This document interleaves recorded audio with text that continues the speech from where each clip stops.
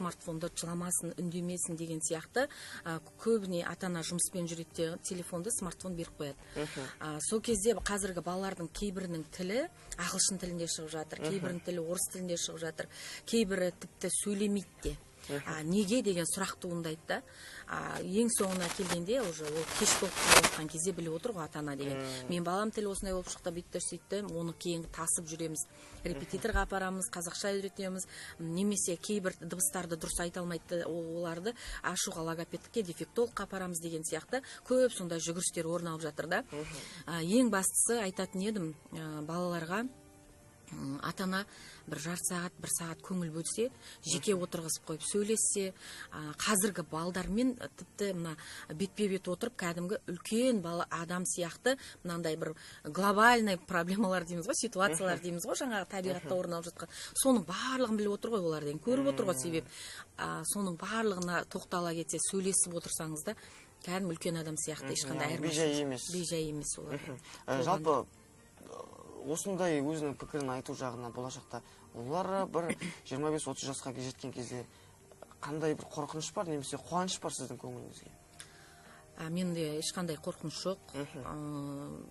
Қазір енді 3-ті бітіріп 4-ке өттік қой, бұл уже нешінші санынан да шатасып қалдым, енді біраз сыныптар шығарып тастадық қой. Әр жылдағы сынып өзінің ерекшеліктерімен ерекшеленіп тұрады ғой. Жаман болып жатқан жоқ шәкірттеріміз. Негізі әрбір баланың жүрегіне жаңағыдай от жағып білуіміз керек.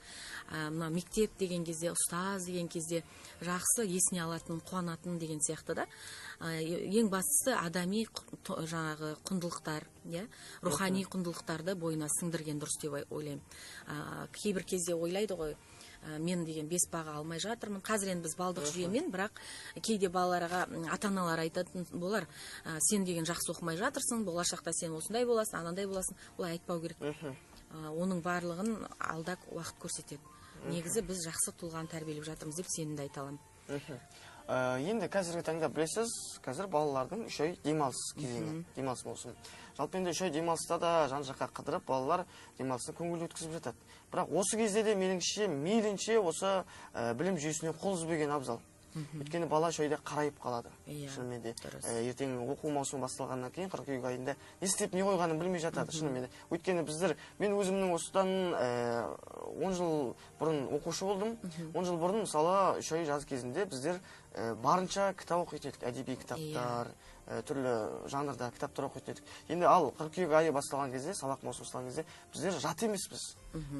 Керісінше біздің зейініміз ашылатын еді 3 ай жазда. Миымыз тазарып, жаңа кітапты оқып